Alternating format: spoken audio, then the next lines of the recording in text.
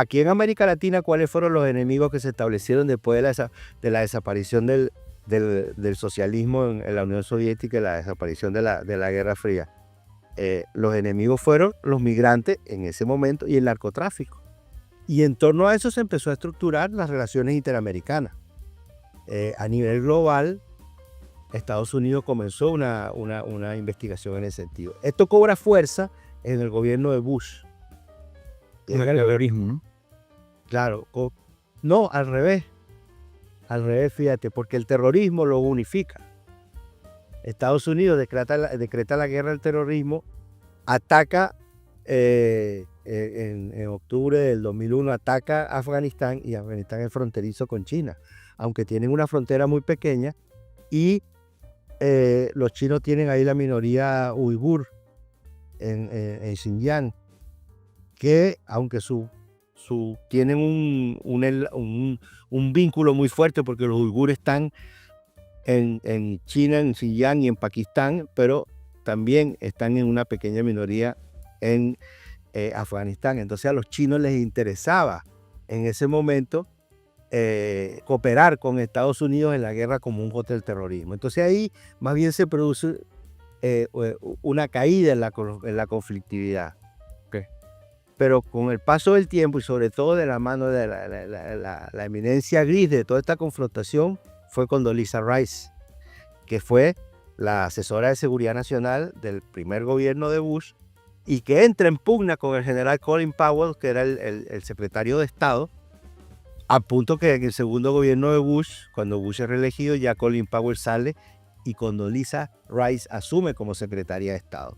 Y entonces ahí se empieza a estructurar la confrontación con China como la confrontación principal del siglo XXI para Estados Unidos. Fíjate que esto es bipartidista, porque después de Bush viene Obama, demócrata, y sin embargo Obama le da continuidad y le pone su propio sello a esta confrontación con China. Declara el siglo XXI como el siglo asiático de Estados Unidos.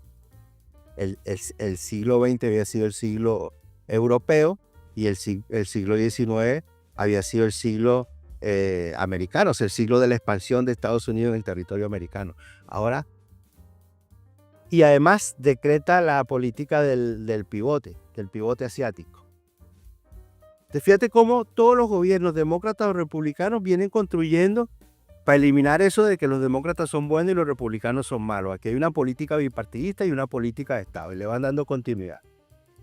Y en eso, después de eso viene Trump. Primer gobierno. Primer gobierno y primera manifestación de esto de la guerra comercial. En un nivel mucho más bajo de confrontación que el que hay ahora, pero ahí comenzó. Hasta ese momento, Osvaldo, y específicamente hasta el año 2019, todavía los chinos pensaban que podían construir su modelo de sana paz con Estados Unidos. Y eso cambia en el año 2019, cuando aparece la señora Pelosi en el Capitolio de Estados Unidos. Tú sabes esa foto con un cheque gigantesco, entregándole un cheque al jefe de las revueltas en Hong Kong. Correcto. Entonces los chinos dijeron, bueno, pero esta gente está financiando la secesión de Hong Kong. Y entonces como que despertaron. Esto parece insólito, de verdad, pero ya yo he leído tanto, he estudiado tanto, ya estoy totalmente convencido, por eso lo digo. Parece insólito, pero efectivamente en el año 2019, cuando China reacciona a estas políticas de Estados Unidos que ya llevaban 20 y pico de años. Entonces, ¿por qué hago toda esta larguísima introducción?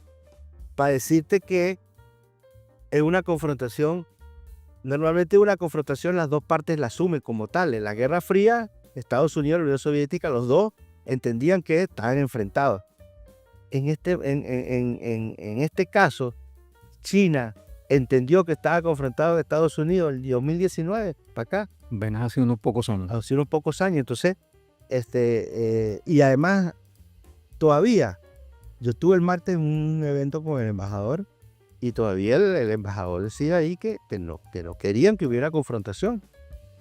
Bueno, ahora, esa confrontación, tú dices, es una confrontación entre el capitalismo y el socialismo, Pero es un poco paradójico porque China en este momento es el país quizás líder del capitalismo mundial, es donde se produce toda la mercancía, donde hay una tremenda plusvalía, ¿no? Solo que, bueno, hay otros tipos de programas sociales y de asistencia a la población, pero es el país capitalista que está como tomando la vanguardia en este momento.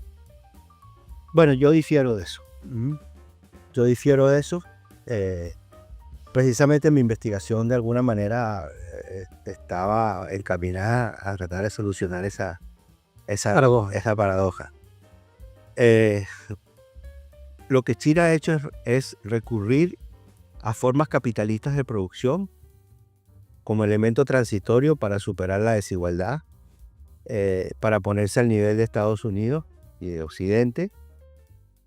En un momento en los años, después que muere Mao en el año 76, y además no solo ese año muere Mao, muere Zhou Enlai, muere Xu De, mueren 3 de los principales fundadores de la República Popular China.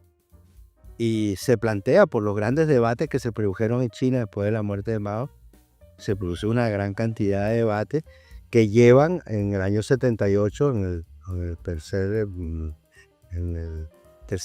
tercer pleno del 11º Comité Central, lleva a la elaboración de la política de reforma y apertura. Y la política de reforma y apertura, te lo voy a decir bien simplificado, es cómo vamos. Vamos bien, pero lento. ¿Y por qué vamos lento? Porque no tenemos recursos ni tenemos tecnología. ¿Y qué tiene los recursos y la tecnología? Los capitalistas. Bueno, traigámosla. Traigámosla y aceleremos el proceso. Y eso fue lo que hicieron. Laiguana.tv. La verdad hecha tendencia.